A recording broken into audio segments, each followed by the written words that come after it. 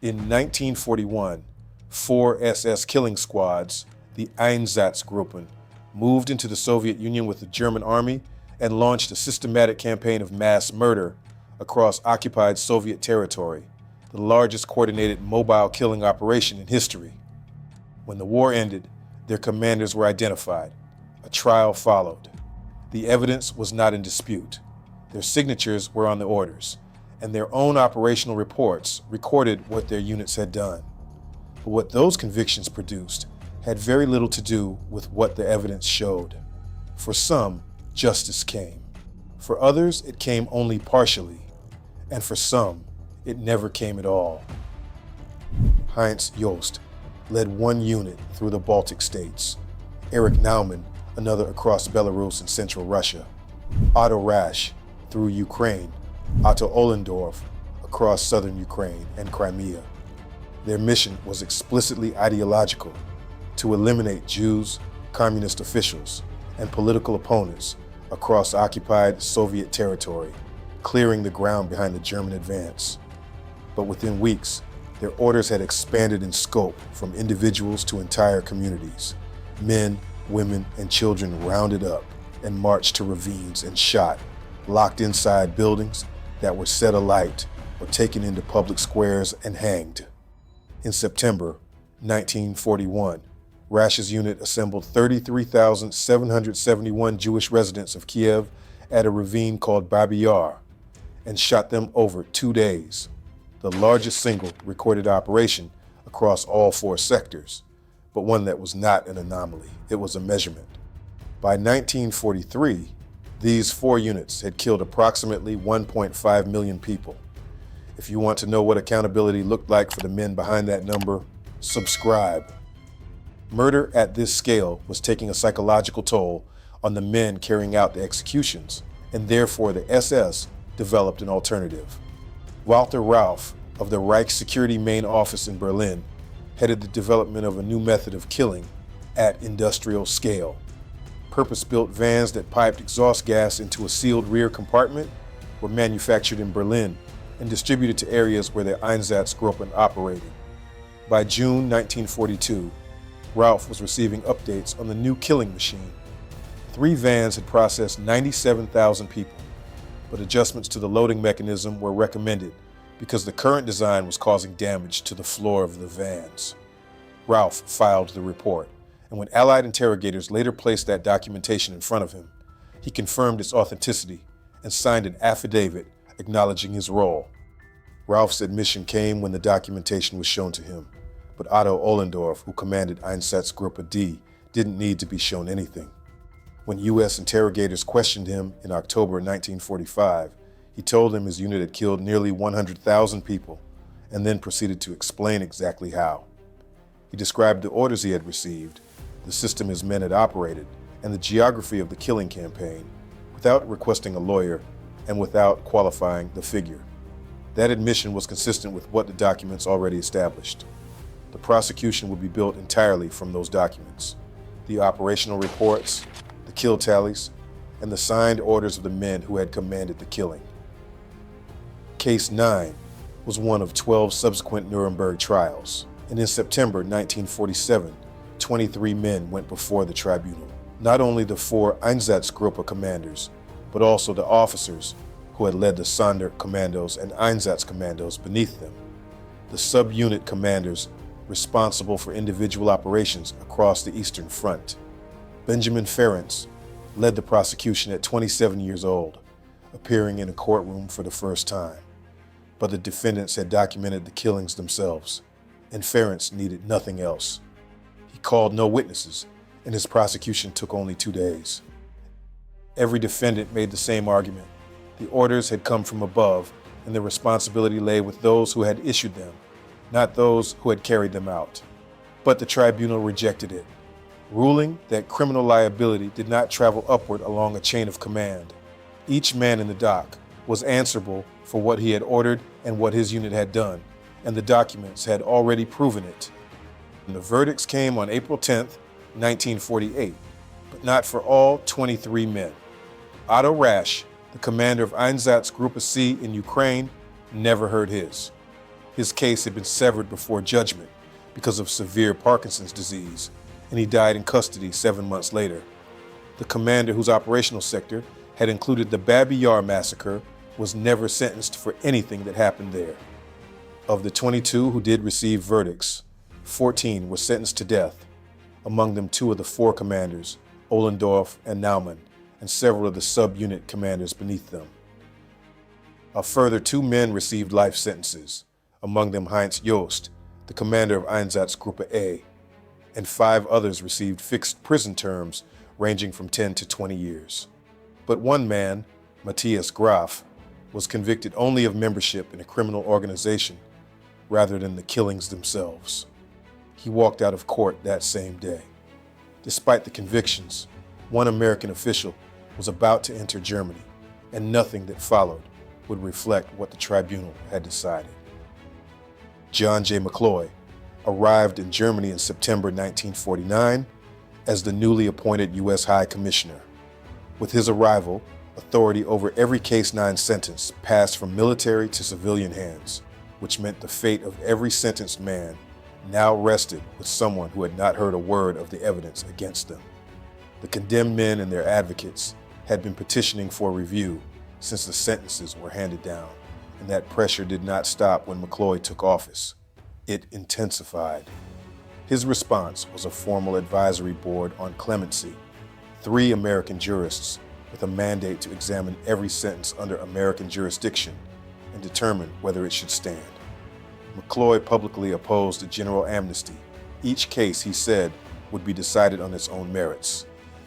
The advisory board convened in August 1950. It reviewed every conviction, rejected the superior order's defense, and recommended no clemency for the men condemned to death. The same conclusion the tribunal had reached 2 years earlier, grounded in the same evidence. The board had done exactly what McCloy had asked, but what McCloy did next had nothing to do with what the board had found. On January 31st, 1951, 10 of the 14 death sentences were commuted. On June 7th that same year, Ohlendorf, Naumann, and 2 sub-unit commanders were hanged at Landsberg Prison, but the other 10 who had originally been sentenced to death would serve custodial sentences instead. McCloy justified his decisions in legal terms: proportionality, superior orders deserving re-examination, the varying degrees of individual culpability between defendants. But the environment those decisions were made in was not legal, it was political.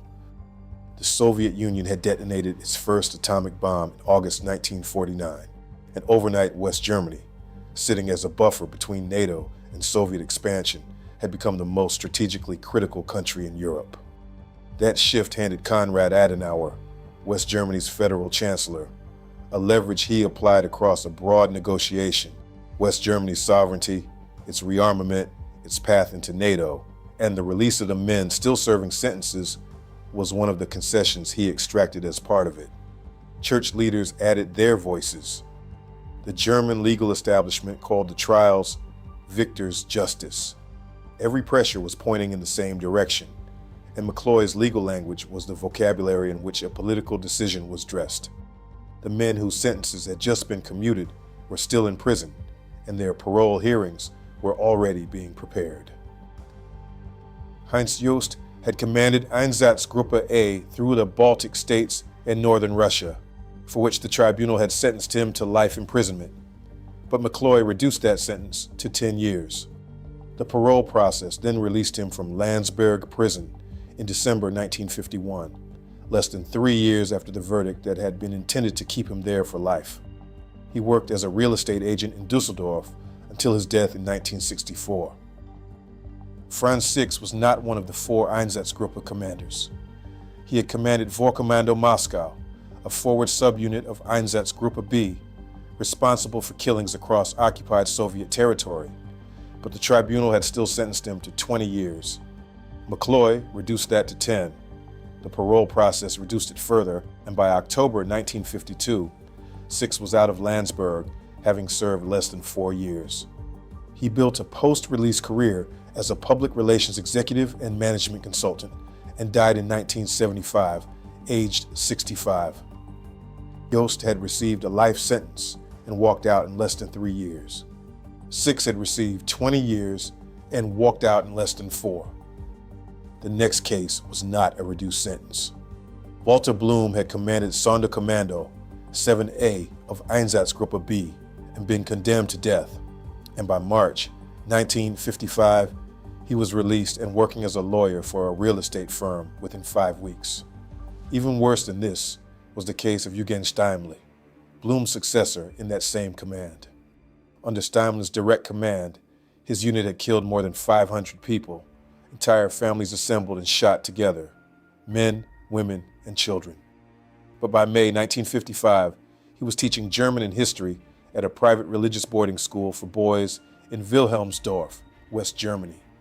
The tribunal had sentenced him to death for the murder of children, and the parole board had since decided he was the right person to educate them. Its written assessment recorded him as successfully adjusted to civilian life. Both men lived long lives. Walter Blum died in 1974, aged 68, while Eugen Steimle died in 1987, aged 77. Neither was ever prosecuted again. Martin Sandberger, whose Sonderkommando 1A had operated across Estonia, walked out of Landsberg in May 1958 as one of the last Case 9 defendants to leave. His death sentence commuted, 10 years served. He became a legal advisor for an industrial firm in Stuttgart and lived there quietly for the next 50 years, until 2009, when a Der Spiegel journalist found him in a local retirement home, by which point he was 98. When asked about his wartime record, Sandberger said that what he remembered was completely irrelevant. He died on March 30th, 2010, the last surviving defendant from any of the Nuremberg trials, without any remorse or further prosecution. Every man the process had reached was now dead, but there was one it never reached at all.